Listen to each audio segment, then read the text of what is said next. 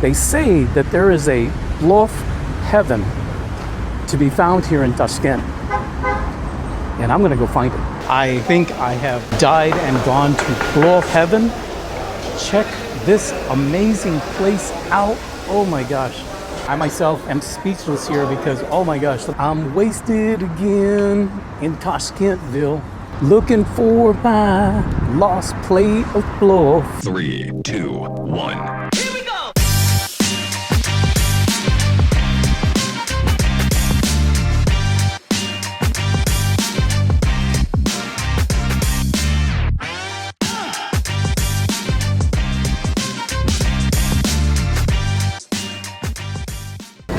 Tashkent, I guess that's how you pronounce it. Central Asian Plov Center. Check it out, check it out. Wow, wow. Looking forward to digging into some authentic plov. My gosh, this is what I've been looking for. Everything is lamb. All the meat is lamb. No such thing as this beef, chicken, or pork. It is all lamb. Fresh bread, fresh lipioshka. Wow.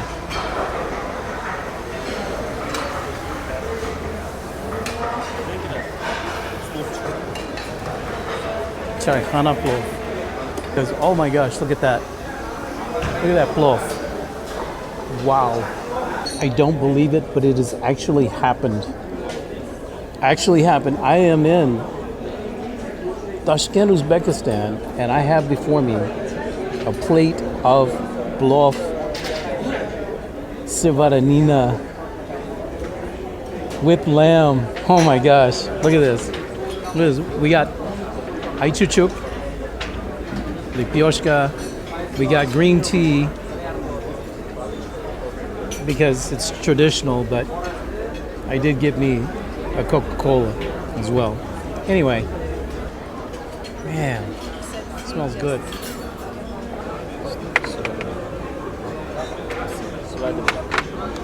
Let's see. Mrs. Moscow Photographer's Meal. What is yours called? My call is toy oshi. That means toy for celebration. Plov for celebration. So this is like a celebration plov. Plov for celebration. And this is plov for Eddie. This is what this is called right here. Plov for Eddie. Приятного аппетита. Приятного аппетита. Это очень вкусно.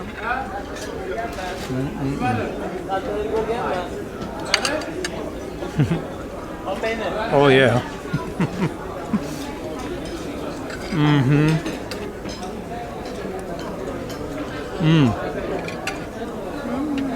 Exquisite. Exquisite. You can see from my plate. I looked and looked for the taste, but I couldn't find it. Couldn't find it. But best plov I've had ever. It was so good. They even put these fried lamb fat in there. Oh my gosh. I love lamb fat. Love beef fat too. Solid. But it was very, very good. We came, we saw, we ate plov. It finally happened. And check out this huge monstrosity behind me. This radio tower, television tower, microwave tower. No telling what other kind of tower it is. It's pretty rad. And I remember back in the 90s, in the 80s, during America's imperialistic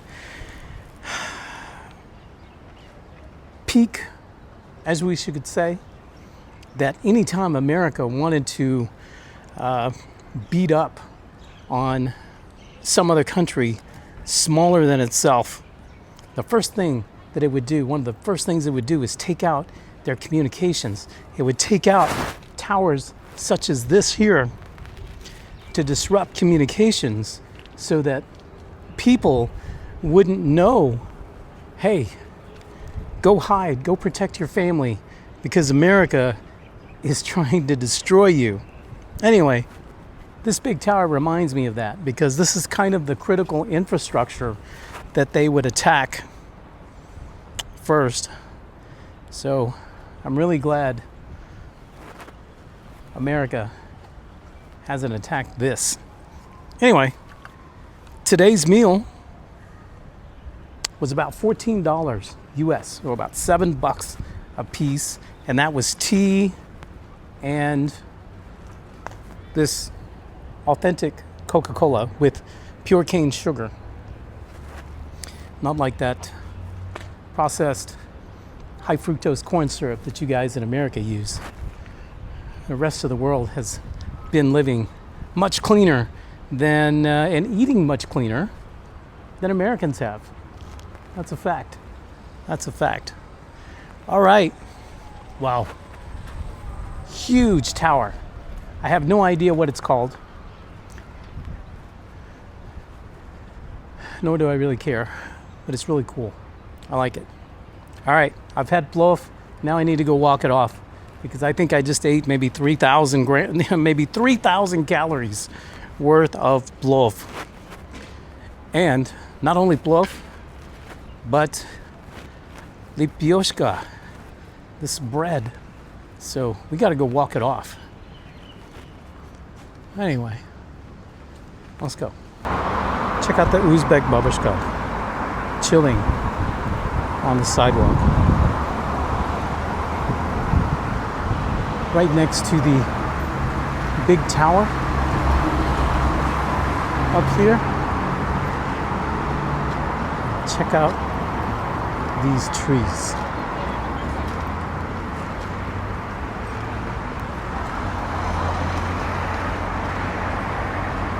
I mean, check it out.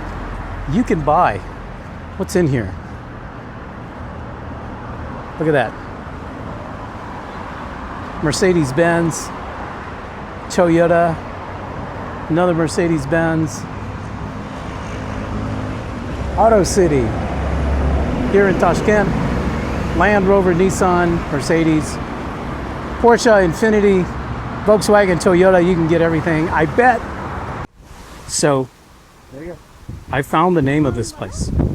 It is the Tashkent TV Tower. And here is the tower in all its cinematic glory, as only Moscow photographer can bring it to you. Is this cinematic? Is the magic ours? Is the cinema ours? I'll leave. Want to talk about your Western influence in Central Asia here in Tashkent? Well, check this out. This is Tashkent Land, an amusement park.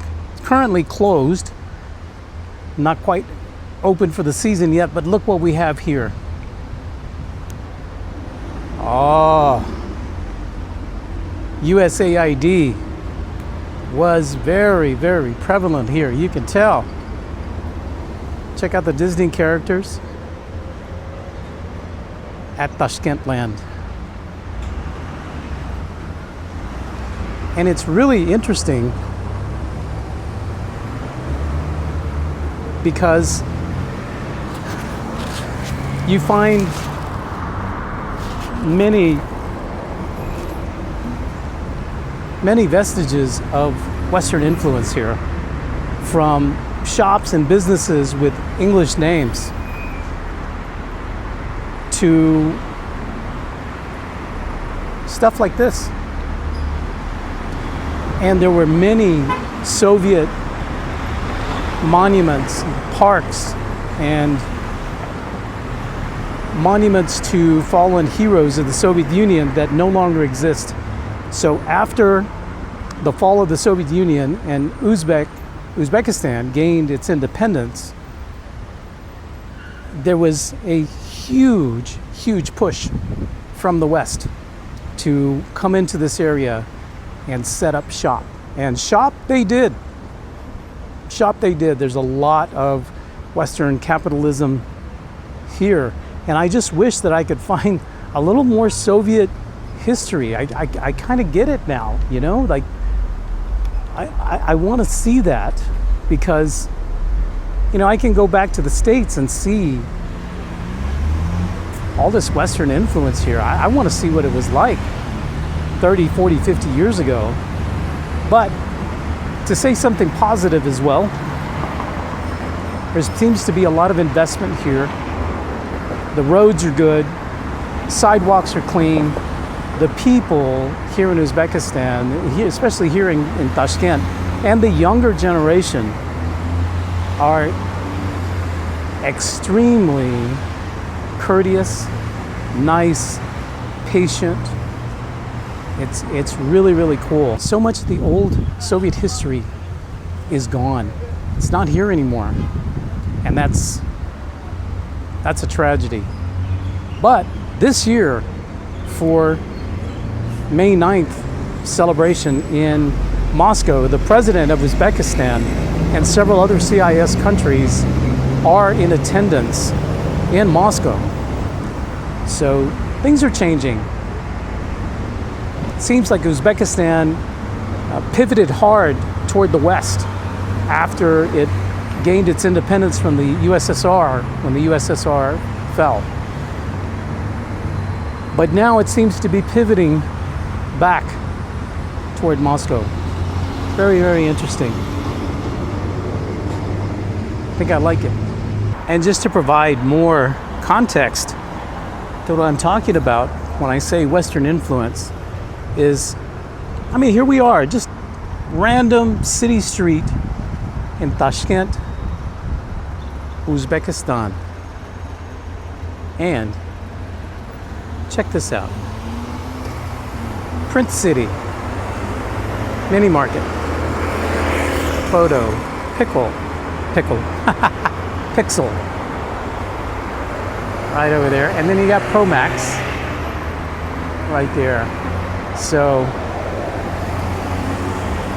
yeah, check out this old Lada. That's cool. So Western influence, yep, it's here, alive and well. Tashkent is such an interesting city because there's so much culture here. But check this out. This is something quite unique to me is we have English names, right? So we have Soft Study, Serious Dent, but right next to it in English lettering, Stomatologia. This is a Russian word, but spelled with Latin letters. It's a Russian word for dentist. Yeah, so a real clash of identities here. So, Stomatologia in Latin letters. Cool.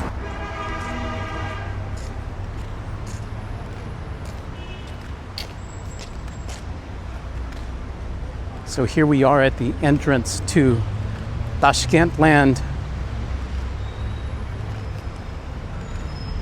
This is now a private park, privatized for pay. But back during the Soviet period, it was called Park Pobeda, or Victory Park. Much like Victory Park is in Moscow, which is a monument to the great victory over fascism, the Great Patriotic War.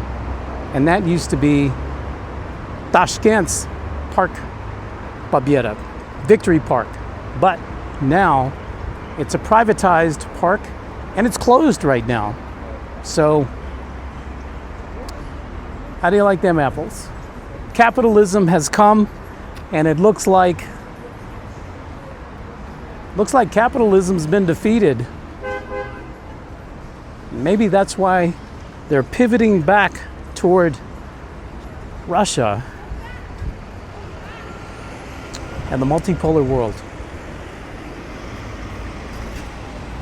Молодец, Uzbekistan.